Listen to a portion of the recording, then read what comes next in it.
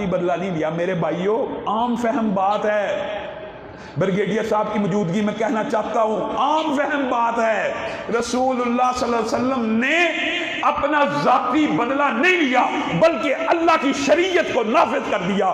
کیوں؟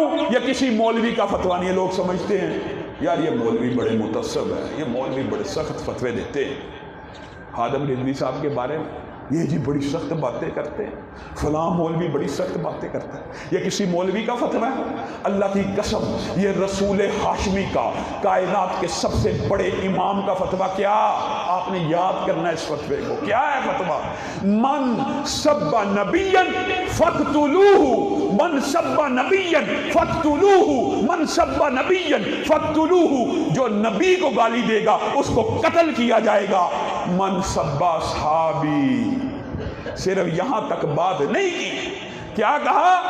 جو رسول ہاشمی کو، کسی نبی کو گالی دے گا اس کی شریعت محمدیہ میں سزا کیا، اس کو قتل کیا جائے گا۔ اور جو میرے کسی صحابی کو گالی دے گا، یہ مولویوں کے فتوے، جو میرے کسی صحابی کو گالی دے گا فجلدوہ، اس کو درے مارے جائیں گے، اس کو کوڑے لگائے جائیں گے، اس کو قید خانے میں رکھا جائے گا، یہاں تک کہ اپنے عقیدے سے توبہ نہ کر لے یا ساری عمر قید خانے میں مر نہ جائے۔ جو کسی سے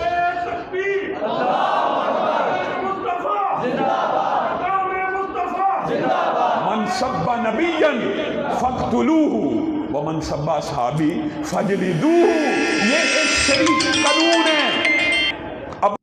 مزید اس طرح کی ویڈیوز کے لیے اس چینل کو سبسکرائب کریں۔